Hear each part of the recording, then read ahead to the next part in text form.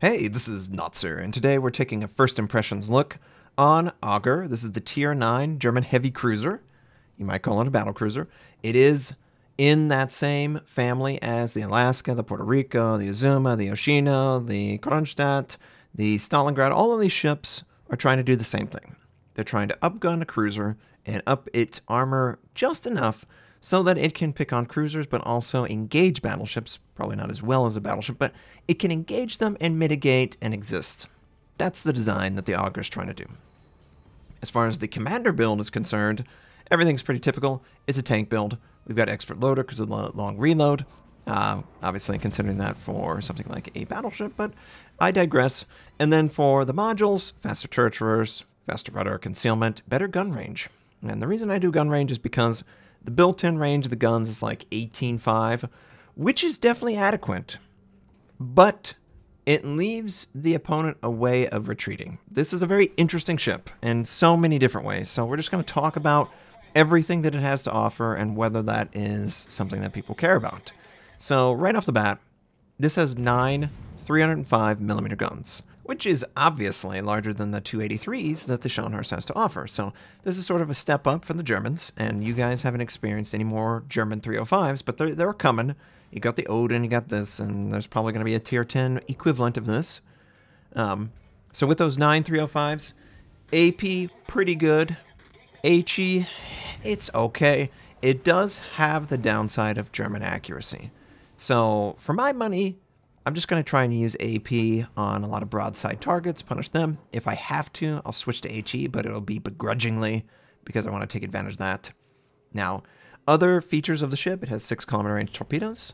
It actually has the ability to have 11.5-kilometer secondaries, which I have tried a secondary build. No, it's not good. You don't have the armor. You take full damage from everyone. And speaking of armor, the armor is very interesting. This is exactly the same armor, at least what I see. There could be one thing different. But this is basically the exact same armor that the Siegfried was going to offer. And someone might ask, well, does this mean that this is replacing the Siegfried? No, not necessarily. I've heard from Wargaming that they intend to release both versions. Just don't know when. But the Siegfried had 27mm bow and stern, just huge gonzo nose. Agir has the exact same weakness. It has a huge gonzo nose that's 27. It has a citadel that's not easy to reach, but it is reachable for pretty much battleship and large gun caliber, if you're perfectly broadside. And then dominating the hull is 90mm right on top of that citadel, and it goes all the way up to the top of the hull. The vulnerable parts on this ship, superstructure, goes without saying. It is German. It is rather large. The deck is 30mm, and you have 30mm deck. You've got bow and stern, that's 27. The hull is 90, and then right at the waterline is, I think, about 140 or 200. It has good enough armor that active maneuvering can withstand incoming, but its armor is not good enough if you intend to try and bow tank or do any of that. You are not a battleship. You are a cruiser.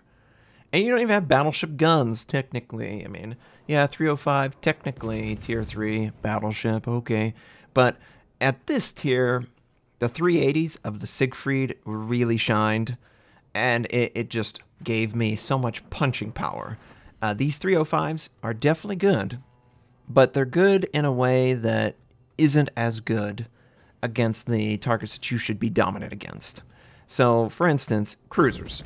There's a lot of shells that overpen, or they don't go towards the citadel, or they don't do enough damage for the cruiser to really notice that you're there.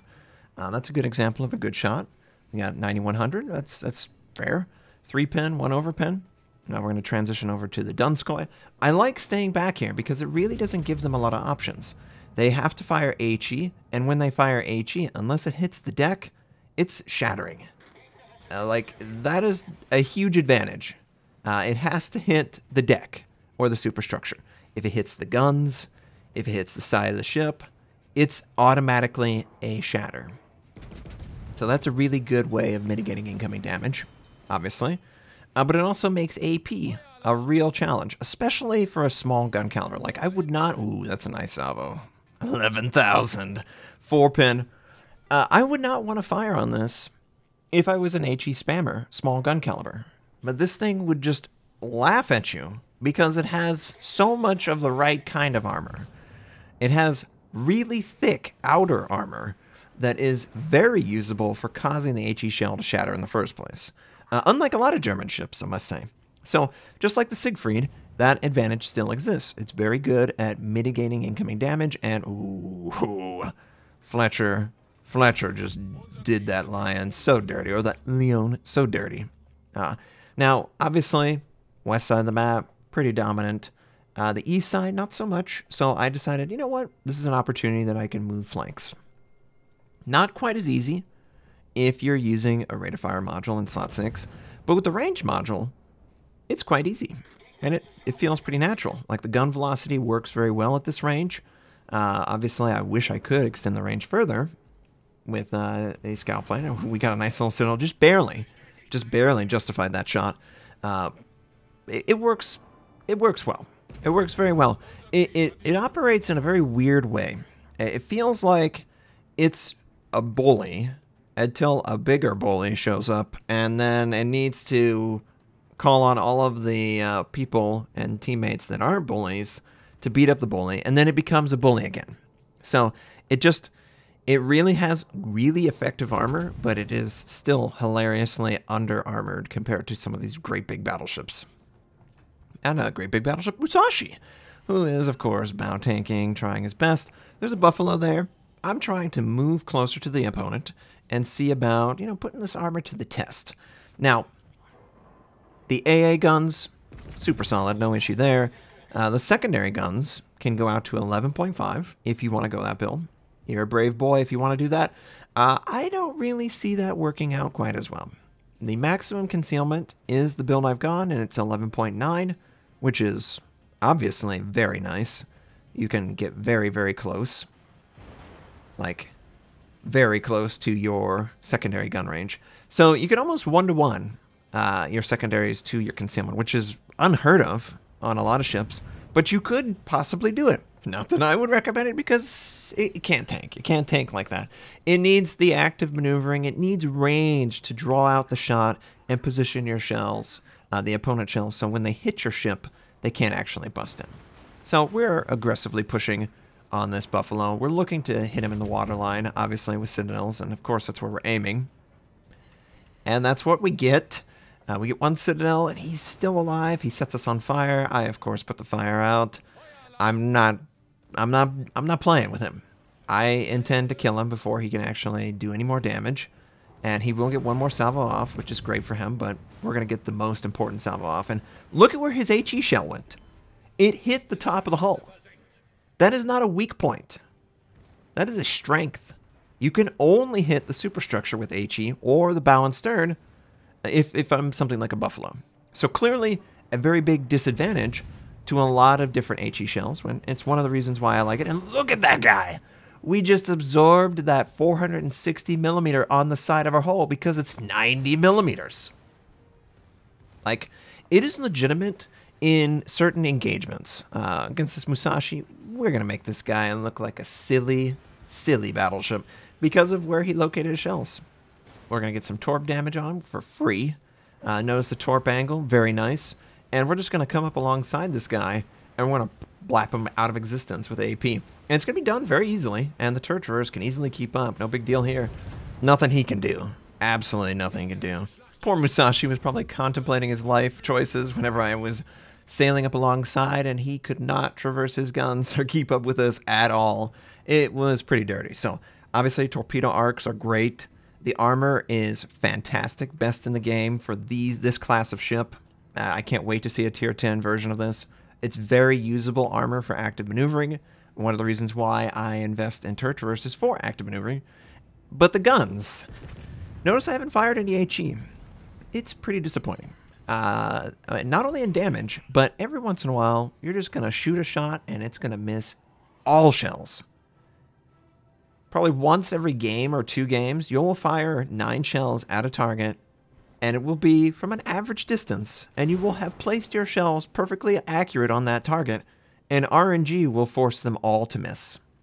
I'm not even kidding you. This has happened at least 5 times, and I've played probably 8 or 10 games with this type of ship, not the Siegfried.